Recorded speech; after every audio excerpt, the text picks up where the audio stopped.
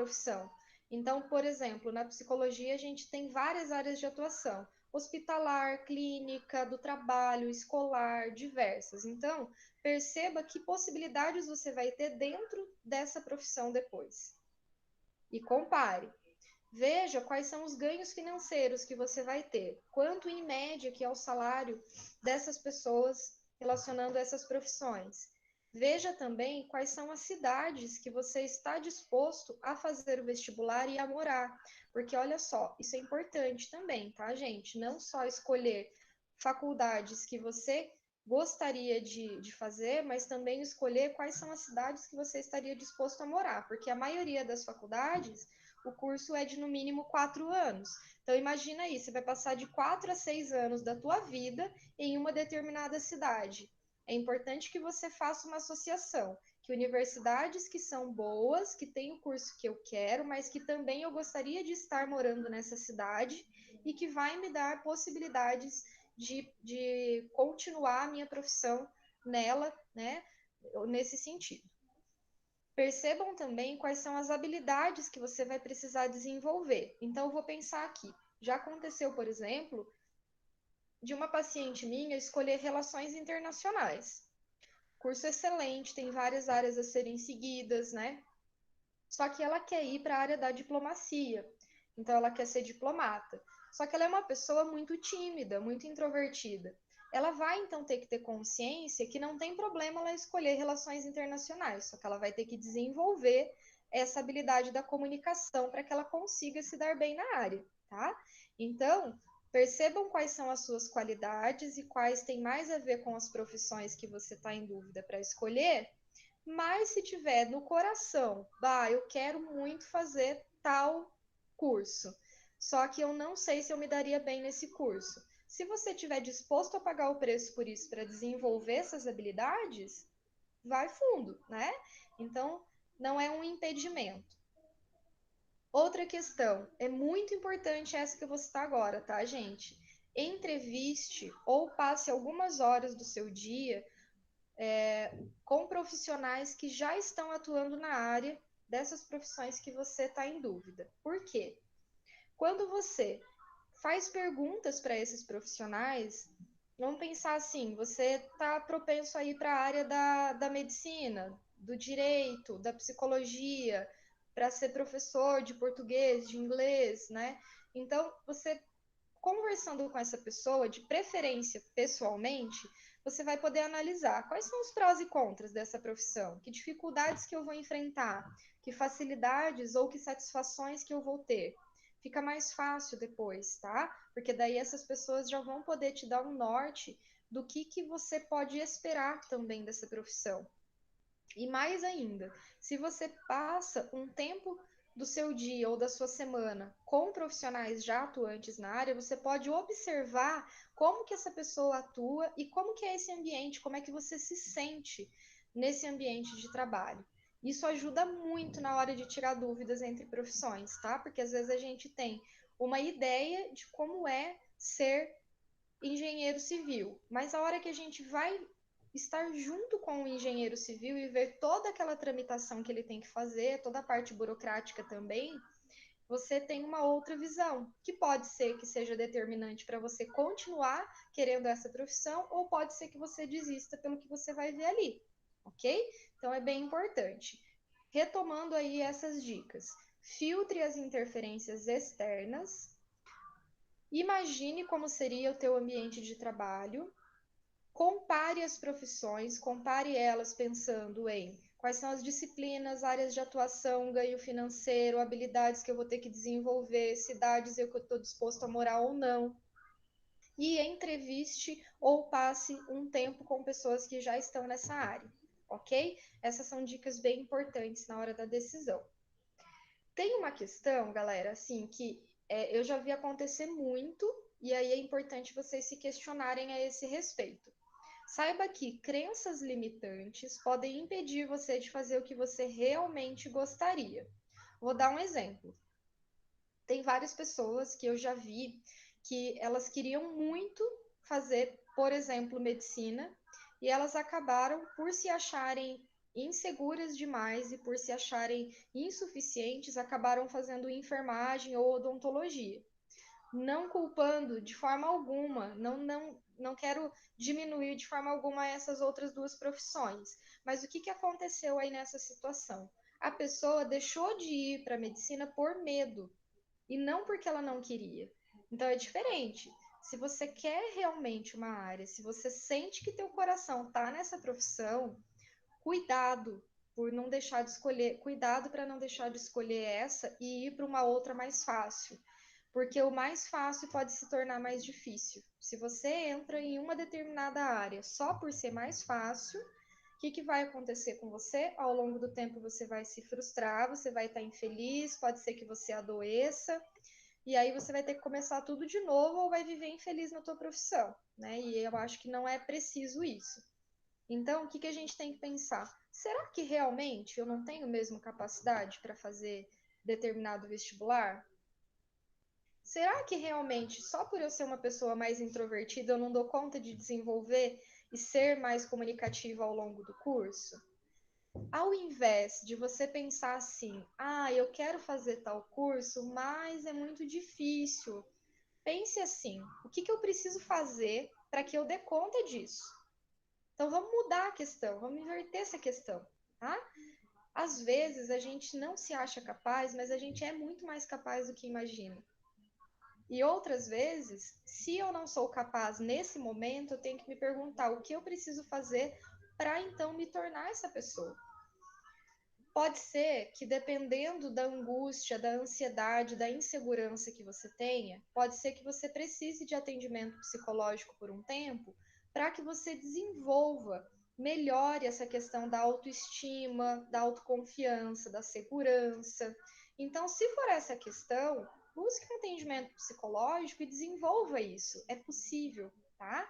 Só não deixem de fazer por medo aquilo que você sabe que vai ser importante para ti, ok? Vou passar para vocês agora 3 sites que são muito importantes na hora da escolha profissional, que pode ajudar com várias dicas, que é o Guia do Estudante, o Guia da Carreira e o Mundo Vestibular.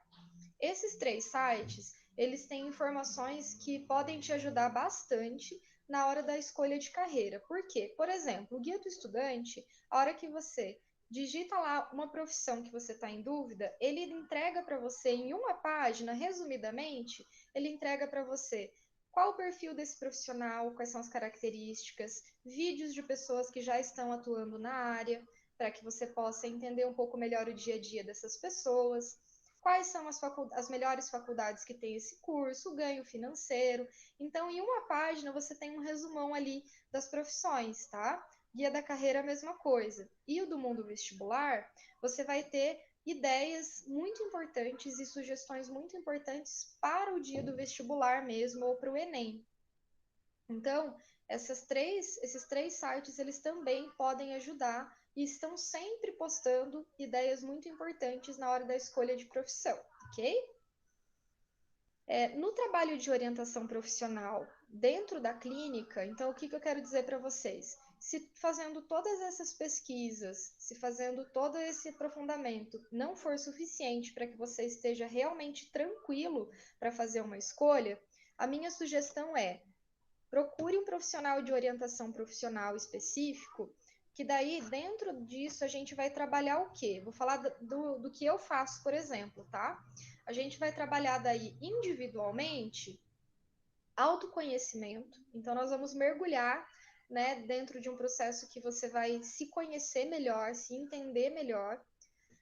Nós vamos ter 3 testes e esses testes eles são: um é para entender quais são as áreas de interesse, outro quais são as profissões especificamente que mais tem a ver com o teu jeito de ser, que mais você já tem habilidades, e o outro quais são as coisas valiosas para você num contexto da vida, que depois a gente encaixa isso, tá? A gente vai unir autoconhecimento, testes e também pesquisas sobre as profissões para entender o que realmente faz sentido para você. A gente vai afunilando isso juntos, para que ao final disso eu possa emitir um relatório, um laudo, e nós apresentarmos daí para os pais de vocês, explicando, olha, foi feito um estudo profundo sobre essa pessoa, sobre o jeito de ser dela, e neste momento a profissão ou as profissões que mais têm a ver com o que ela busca são essas aqui, tá? Por que que é importante às vezes a gente apresentar isso para os pais? Porque muitos pais vão relutar, vão ter muito problema aí para aceitar algumas profissões que a gente vai escolher. E aí eu ajudo, claro, esse estudante a ter um conhecimento, a ter um embasamento melhor de explicar para esses pais, porque muitos deles vão achar que a gente tem que fazer determinado curso, não é por mal, gente, mas é porque eles acreditam que é o melhor para nós. Mas nem sempre vai ser, né? Então, nesse processo de orientação profissional, são, em média, 8 sessões. Dentro de 8 sessões, a gente tem já um parâmetro de autoconhecimento, de testes, de pesquisas aprofundadas, de conhecimento sobre o mundo do trabalho e o mercado de trabalho para aquela área. E aí você pode tomar uma decisão assim, bah, agora eu tenho certeza que é isso mesmo que eu quero no momento para minha vida. É isso que eu devo escolher, tá? Então, caso vocês sintam essa necessidade, é um processo bem bacana.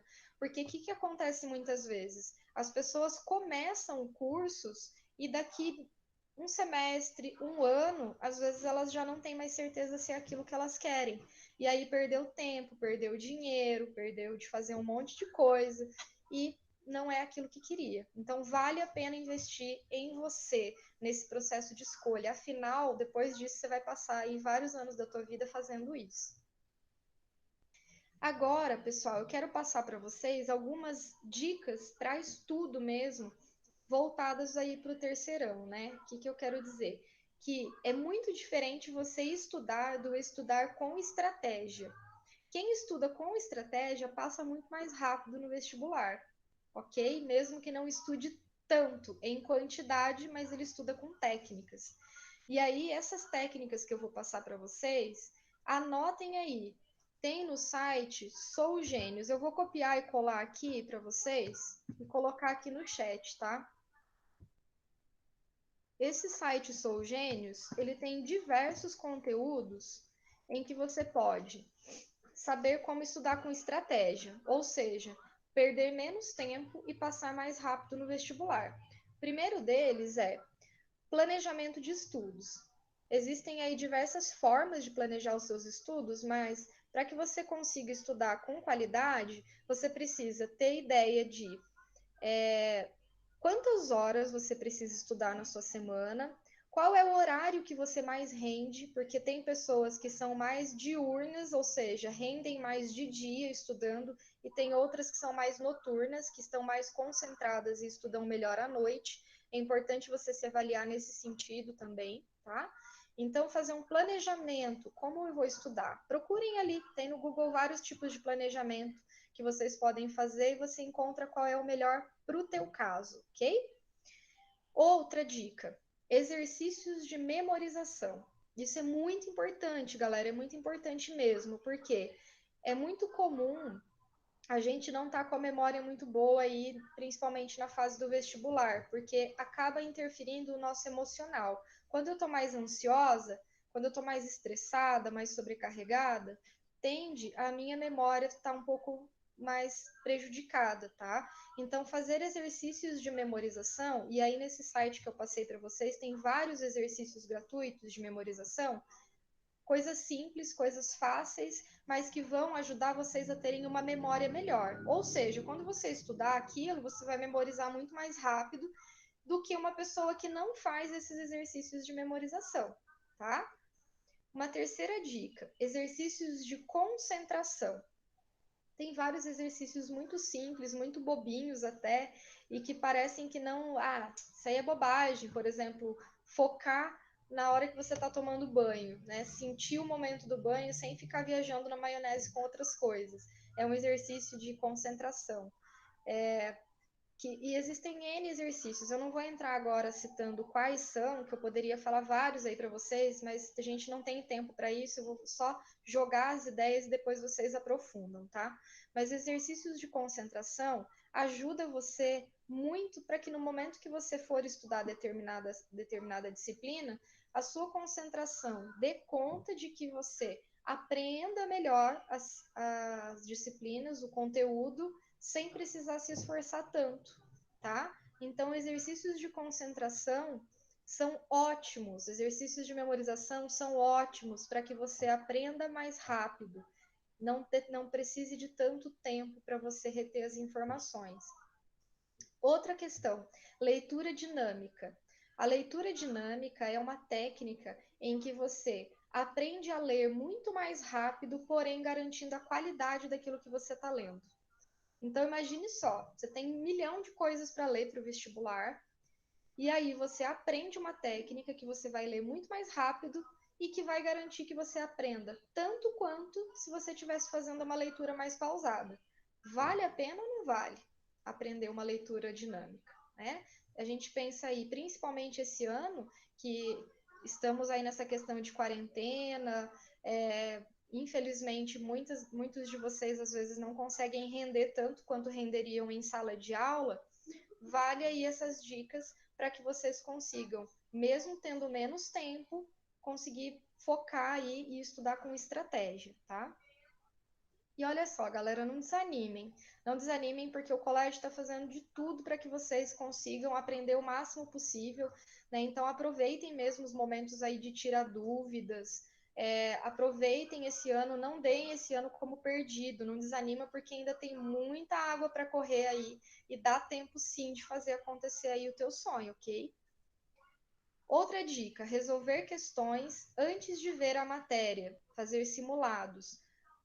Isso vocês provavelmente têm bastante em consideração, porque a maioria das provas que vocês vão fazer de simulados de universidades são parecidas as questões, tá? Então, por exemplo, você quer tentar a UFSC, você pega provas anteriores, questões anteriores aí da UFSC, você vai ver que tem perguntas que vão se repetir ou tem perguntas que vão ser muito parecidas. Então, vale a pena focar nos simulados, tanto para fixar melhor, quanto para ir entendendo quais são as pegadinhas que essas provas tendem a ter, tá? Isso é bem importante. Outro exercício bacana também, e esse mais para a parte emocional, fazer relaxamentos. E aí tem vários aplicativos de meditação, de relaxamento, e tem também nesse site Sou Gênios relaxamentos específicos para estudantes, nesse mundo aí do vestibular, para ajudar você a lidar com a ansiedade, para ajudar a lidar com a autocobrança, ou até mesmo com a culpa de não estar estudando tanto quanto poderia. Então, esses exercícios, eles vão dar uma relaxada para que você volte a conseguir focar, volte a ter energia, conseguir se concentrar. Vale a pena dar uma olhada nesses exercícios, tá?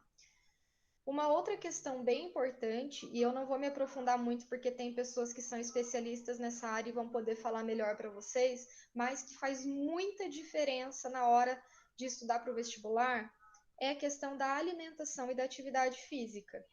Renata, eu não tenho tempo para fazer atividade física, é ano de vestibular. Você tá louca que eu vou para academia ou que eu vou praticar atividade física e deixar de estudar? Não dá tempo. Galera, pensem em uma coisa. Fazer atividade física com regularidade regenera neurônios. Se você regenera neurônios fazendo atividade física, a tua aprendizagem vai estar muito melhor. Então você vai poder ter uma aprendizagem com rapidez, com mais qualidade, se você fizer práticas de atividade física regular. Sim, então justamente por regenerar neurônios. E a alimentação, no que ela entra? Numa questão bem importante. Se eu tô mais ansiosa, se eu tô me cobrando mais, se eu tô com sentimento de tristeza, de culpa pela questão do vestibular, a minha tendência é querer comer mais doce, querer comer mais carboidrato, e tudo isso me afunda ainda mais na ansiedade.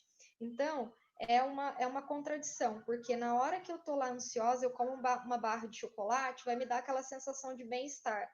Mas isso é só momentâneo, daqui a pouco volta a minha ansiedade triplicada. Então é muito importante esses cuidados com a alimentação e com a atividade física. Se for necessário, pessoal, busque alguém da área da nutrição, converse, busque sites que dão dicas. O Felipe Lima, que é o precursor desse site Sou Gênios, ele fala muito disso, vocês vão ouvir ele falar. Quem cuida da alimentação, quem cuida da atividade física em época de vestibular, se dá muito melhor, tá? Parece perda de tempo, mas não é perda de tempo, é estratégia. E por último, mas não é menos importante, cuide do seu emocional, porque é muito comum dar o branco na hora do vestibular por você estar nervoso. E esse nervoso pode ser por diversas questões. Pode ser por ansiedade, pode ser por culpa de não ter estudado o suficiente, pode ser por medo de não estar fazendo a escolha certa. Então, à medida que você cuida do teu lado emocional, que você nutre as suas emoções, aprende a lidar melhor com as suas emoções, você também vai poder ter um aprendizado muito melhor. Porque a gente não é só corpo, nem é só mente. A gente é bio, psico, social e espiritual. Então, todas essas áreas, a minha parte física tem que estar ok, a minha parte emocional, social e espiritual, tudo isso é um combo, que se eu estiver cuidando de cada uma delas, colocando aí, regando e cuidando bem de cada uma delas, a tendência é que eu consiga me dar muito melhor, tá? Que uma coisa influencia na outra, certo? Pessoal, olha só, a gente está tendo que encerrar já, né? Então, assim, vou deixar como algumas mensagens finais para você.